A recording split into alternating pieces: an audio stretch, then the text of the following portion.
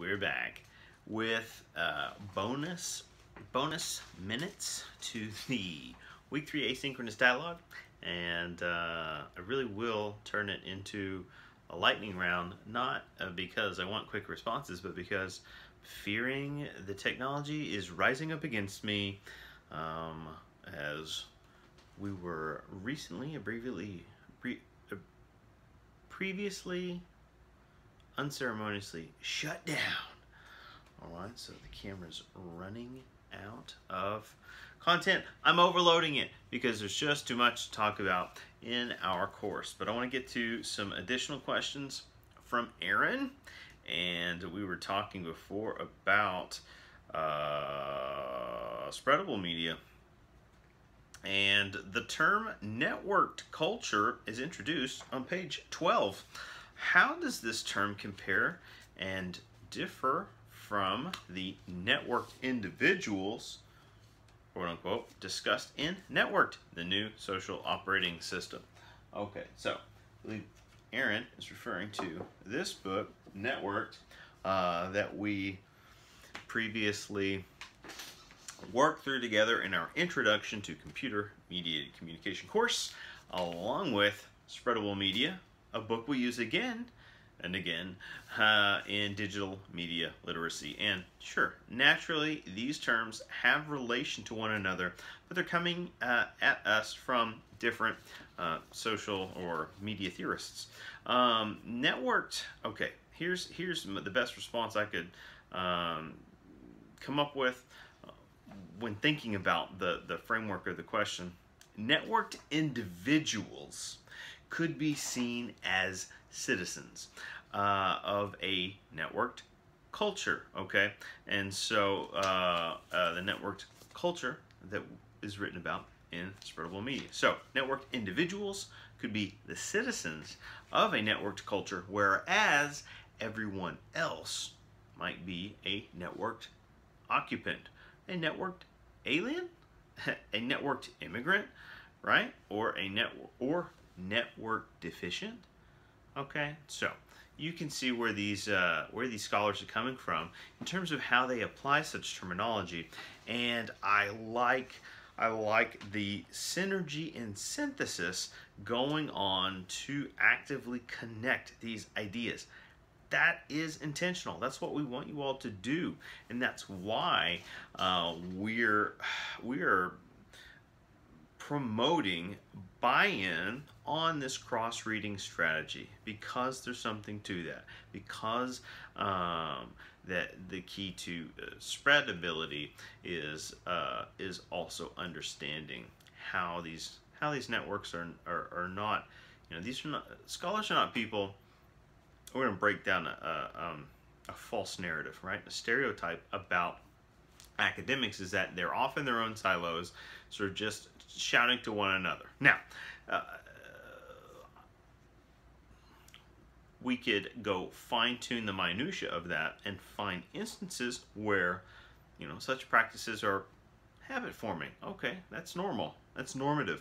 But generally speaking, a great many voices are always looking to connect and relay information. In fact, part of the scholarly game sometimes is being able to demonstrate your knowledge of a certain area of expertise, right? Demonstrate your mastery of it through the rigorous accumulation of the work of others in an effort to join and extend that conversation, not unlike we've talked about in the week 3 lecture series. Of expanding on the work of others. And that definitely is a theme that's emerged in your questions and my responses to them, of thinking about the finality of it all, right? The lifespan of language, the lifespan of media. How long is this network going to be around? What's the lifespan of that theoretical term?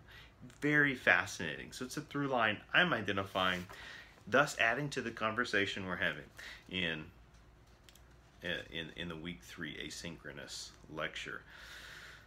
Looking at the Spencer text, writing in the 21st century, in chapter 3, why would a memoir or oral history about an event that's written or recorded well after the event via primary source rather than secondary by the book's own definitions of the two. Okay, so I want to check this out. Read page 75 of Writing Well in 21st Century about primary sources. Let's see here. So for context, middle 75, quote, when researching and checking facts to use in your writing, first look for primary sources defined by American Library Association. Primary sources include all the records made at the time an event occurs, including electronic records such as emails, memoirs, and oral histories about an event, even though they are often written and recorded sometime after an event occurs, are also primary sources. But the follow-up sentence in the next paragraph, new paragraph, reads, basically in the 21st century, we are awash in primary sources. Okay, so back to Aaron's concern about primary versus secondary sources, and why would oral or memoirs or oral histories count as primary sources even if they occur later? And I think it's because a memoir, like other works, these do go through exhaustive efforts to reach that publication phase. Okay, so even if it's from a singular voice, if it's going to be successful, if a publisher is going to get behind it and market it and all that, there has got to be some level of rigor performed to come to that conclusive outcome, to the place of producing a memoir and oral history. Okay, so that would be what you would consider a primary source. Oftentimes a memoir is written by the source, okay? So it's their account, and it's written in such rigorous detail, even if some parties disagree with a few of those details, which is commonplace. Who was it that remarked? Was it Simone or someone remarked in last week's questions that there's usually, person A's truth, person B's truth, and then, the C point might be the objective truth, okay? So that's why when we have a references page, we're not looking for a reference of one in a term paper, It's the accumulation of sources that show a person is disciplined enough to seek multiple points of reference to enable them to come up with the most logical presentation possible in written form, oral form, or otherwise.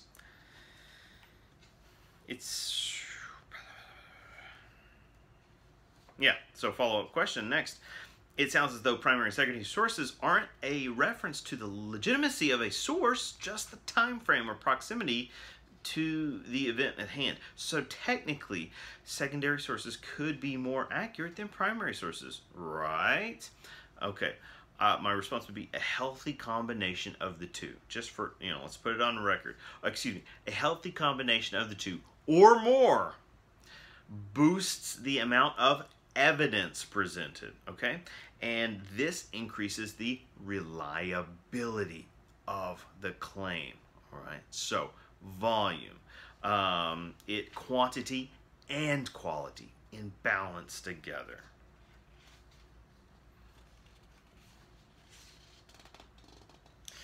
For example, a first-hand account of an event could be accurate from a person's perspective who is giving it, but they may also have an emotional response to the event that affects their account. Yes. Alternately, a second source could move from an independent party sometime after and could reflect a more objective perspective as well as a more complete perspective from the vantage point of time. Goes back to the credibility of the source as well, right? And that's a journalism 101. Credibility of the source. Know who you're reporting on, whose words are you using, what context are they speaking out of, right? Reliability, repeatability, variability. Writing well in the 21st century. Here's a question from Matt. Do we need to start verifying facts with more than two sources? It's a good practice. I think sometimes feel free to correct me. I sense from some of the framework of Matt's questions, there's an antagonism towards some sources, right? He's observing the media industry in motion, and so the response would be, it's a good practice, but it's not conducive to the economics of news journalism as a business, okay? And so sometimes you just need to get to that minimum threshold for something to be reputable enough to report on, okay? You need that solid primary or secondary source. You need corroboration of evidence to run with it. And you don't just, especially nowadays, when everything's like now, you don't have all the time in the world to work through that. Popular culture, Danisi, chapter 11. With YouTube allowing anyone to become viral stars overnight, do we need to take a step back and reevaluate our principles? But I think you mean our definition and what we think should be considered celebrity. Okay, so it doesn't necessarily guarantee anyone to become a viral star overnight. It's not an exact science, although some people are starting to get really good at that.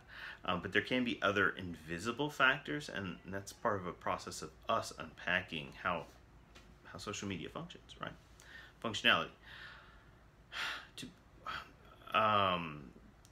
In order, this term celebrity. Okay, we have pseudo celebrities all over the place. D-list celebrities.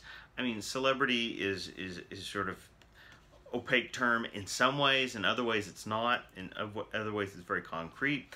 But I thought about what is the definition of a celebrity, and so do we even have immediate access to it? Well, Danisi defines celebrity in his glossary on page 298. So let's read at least a source we all have access to.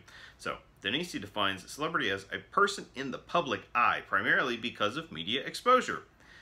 A celebrity is usually an actor, television personality, a pop musician, or the like. Okay. So I something drawing my attention here is person in the public eye.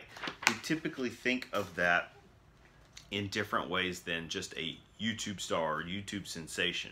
It would have to gravitate beyond the platform of YouTube, if that makes sense. And so in terms of thinking about the framework, I do understand where the question is coming from, because if I'm not mistaken, Matt's mentioned in our dialogue and discussion boards in class that he's a cord cutter, right? No longer a part of the system, the man, right? And then tends to veer toward YouTube mostly for a lot of content intake.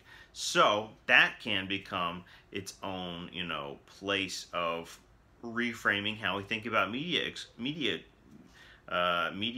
effects. If our base of information comes from that type of single source, all right? The Susan Boyle audition tape, looking at the spreadable media introduction, example shows how media has become more... Let me back up. Okay, so I mentioned, I got to get off my mind. YouTube sensations, or what's also called YouTube millionaires, okay? And this, some of these people, they remain popular, and they can even get money, generate money based on ad revenue from Google by having millions of subscribers, millions of viewers to their videos. But here's the question that could define whether or not we could cross over and consider them famous. Maybe not a celebrity, but famous, right? And it is, does the YouTube... I wrote it down because I want to be precise about it. This could be a great research question.